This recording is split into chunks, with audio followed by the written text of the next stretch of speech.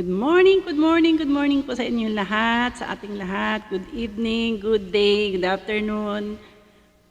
Sa lahat po ng aabutan ng vlog kong ito, nandito naman po ang inyong lingkod, ang inyong legit Dabarkad sa TVJ supporter, si Travel Eats. Meron tayong panibago na namang re-reactionan ngayon na napakaganda at nakakaganda ng nakaka-good vibes. Ito, panoorin po natin. Welcome, Natasha. Growing up with celebrity parents. Ang 21-year-old na si Natasha Mulak ay isa sa mga kambal na mag-asawang Aga Mulak at Shirley Gonzalez. Bagamat sa mundo ng showbiz ang mga magulang at kapansin-pansin naman ang tila magiging privado nito at nakakambal na si Andres na mas piniling manatili sa likod ng kamera habang lumalaki. Ito rin ang dahilan kung bakit marami ang nanabik sa misteryosa nitong aura kung ikukumpara sa ibang celebrity kids na maagang pinasok ang showbiz industry. Katunayan sa mga panayam ay bukas sina Charlene at Aga sa pagsasabing hanggat maaari ay nilalayo nila ang mga anak sa showbiz limelight at nabigyan ng mga ito ng private life. Sa pagiging protective parents nga raw nila minsan ay iniiwasan nila ang mga katanungan patungkol sa kanilang mga anak. Nais lamang daw nilang maranasan ang mga ito na lumaki sa regular childhood kung saan ay nagagawa ang normal na mga bagay tulad ng ibang bata na walang atensyon mula sa ginagalawan nilang mundo sa industriya ng showbiz. Ito rin ang dahilan kung bakit nung simula ay wala talagang kaalam-alam sina Natasha at Andres na sikat na mga artista pala ang mga magulang. Sa isang interview kay Natasha, sinabi niya na hindi na pag-uusapan sa bahay nila ang tungkol sa showbiz. Parang hala daw normal na mga tao ang mga magulang at hindi niya kailanman nakitaan ang mga ito na nagyabang. Lahat ba ni Natasha, hindi nga raw niya matandaan kung kailan eksakto niya nalaman na showbiz royalty pala ang mga magulang. Ngunit naalala niya ang isang pagkakataon ng kasama niya ang kanyang kaibigan sa mall at nakakita sila ng isang poster ng kanyang mga magulang at naisip na, okay, ayon kay Natasha, hindi siya nakaramdam ng kakaiba dahil sa naranasan niya ang normal life na malayo sa kinang ng showbiz. Hanggang sa tumanda na kung saan ay naranasan na niya ang pagdalo sa premiere night.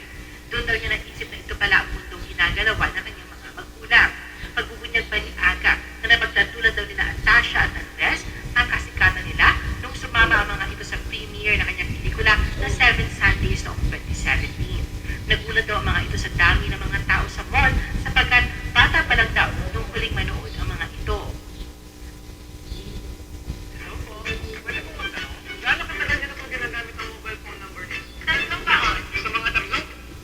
Natasha is Sound of Music. Bagamat sa mga pambihirang pagkakataon lamang makita ng publiko si Natasha, ay hindi naman nakahadlang ito upang makitaan siya ng potensyal na balang araw ay susundan nito ang daang tinahak ng mga magulang. Katunayan ay bata pa lang ay nagpakita na ito ng interes. Sa edad na 4 na taong gulang nang masilayan siya sa kauna-unahan niyang commercial ng isang sikat na fast food chain kasama ang pamilya. Taong 2011 naman, nangyari ang kanyang acting debut nang masali siya bilang isa sa mga cast ng local production ng musical na The Sound of Music. 10 taong gulang pa lamang si Natasha noon kung saan ginamparan niya ang papel na Brigida Von Trapp. Sa magkahiwalay na panayam noon na ibahagi nila Aga at Shirley sa kanilang kambal, si Natasha ang nakikitaan nila ng interes sa showbiz.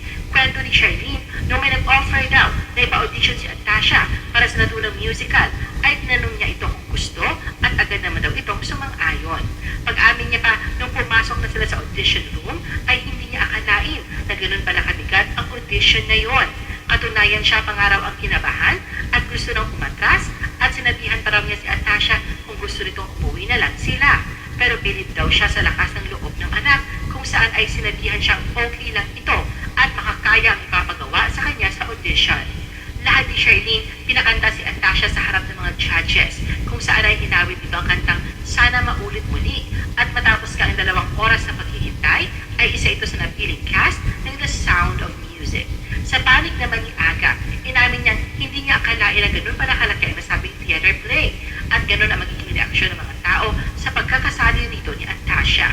Kwento pa niya, nung tanungin niya si Natasha kung gustong mag-try out para sa audition, umuo naman daw ito at masaya siya sa pinamalas nito. Study first.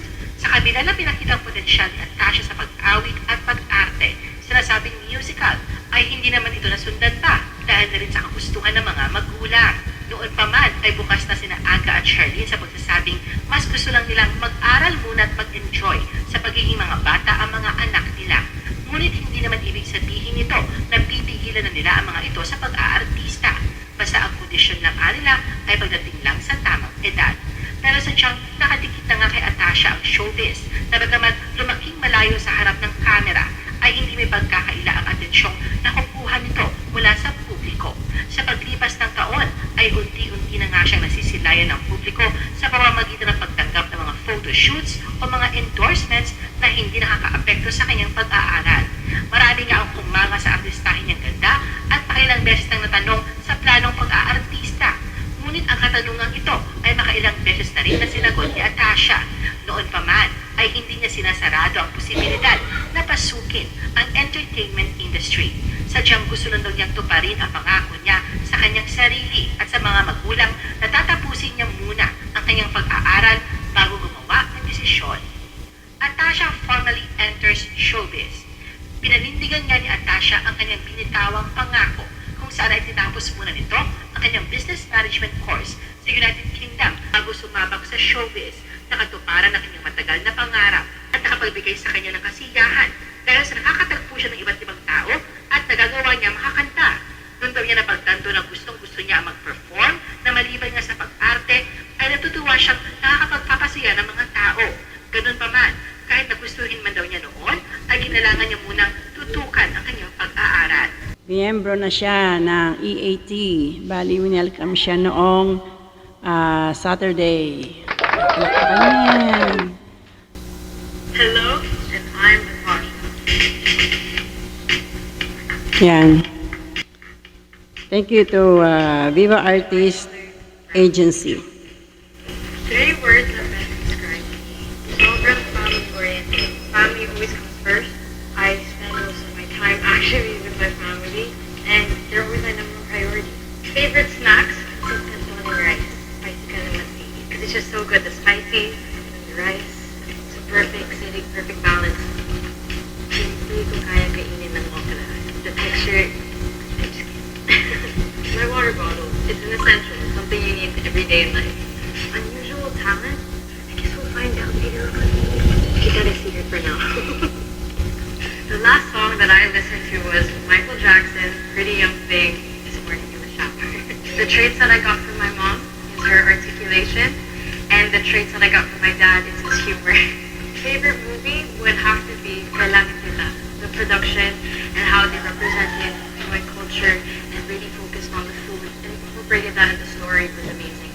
Yes, I have. That was also really good. And that's the second favorite.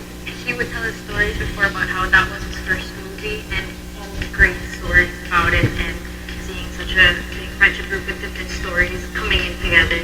So I thought that was really great. Jezebel. I actually have a funny story because when I was a kid, I used to believe that she was a mermaid. And when I would swim, I was thinking that at one point, I would eventually turn into a mermaid like her. Wow. But only to find out later on it's never gonna happen. But it was a great film. Simplicity is key. I love the idea of a challenge and I love new opportunities. So in terms of what to expect, we'll see. So I'm inviting you guys to please support and come watch any projects I have in store and I hope to see you guys soon. Thank you. Ano, sa Atasha. Di ba napakaganda ng bata? Marami siyang pangarap. Meron pa nga nag-interview sa kanya. Gusto niya kagayin sa mama niya, maging mermaid siya. At sana ngayon sa pagpasok niya sa EAT at ma-explore pa niya ang kanyang talent at mas lalo pa siyang gumaling at kinakabahan na ang kabila. Dapat magkakaroon ng balasahan at kabilang doon yung kambal, yun ang na umaali-aligid na balita sa hangin na magkakaroon ng balasahan sa kanila, kasama nga dapat yung kambal ni Madam, ano pangalan ng mama nila, nakalimutan ko kasi ako interesado. Bali si Cassie at saka si Mabi, dapat kasama sila sa babalasahin. Baraha. Ano ba yan? Tapos nung Sabado, di ba, dumating siya, winelcome siya, na-launch na siya. Tapos kinalunisan, di ba, nung ginawa nila, ba, nagsuot ng Mercana. Nagsuot sila ng mga gown. Ang mga pag-gown ng Amerikana, mga lola nyo. At biglang nagkaroon ng ganon, anong okasyon? Yung okasyon ba nung Lunes? Di ba wala naman? Andiyan ang nakasuot ng suit nakataksido sino ba to? Si Buboy? Tapos nakasakay sa backhoe, yung traktora na malaki. Alain mo yun? Ano tuxedo tapos nakasakay ka sa traktora? Hello?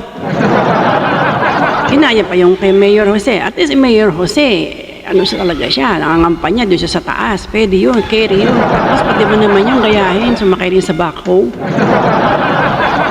Wala na bang wala nang originality talaga, kopya-kopya na lang. Wala na ba silang gagawin kung hindi manggaya nila ng manggaya? O ang beauty ba ni, kaya nilang gayahin? Hello? Hindi nila kayang gayahin ang beauty ni Atasha. Anyway, that's all for now. At least naipakilala ko na sa inyo side ni Atasha na ngayon ay nasa EAT kasama ang TVJ at ang legit Dabber Cats. Okay, bago ang lahat, nais ko munang datiin ang ating mga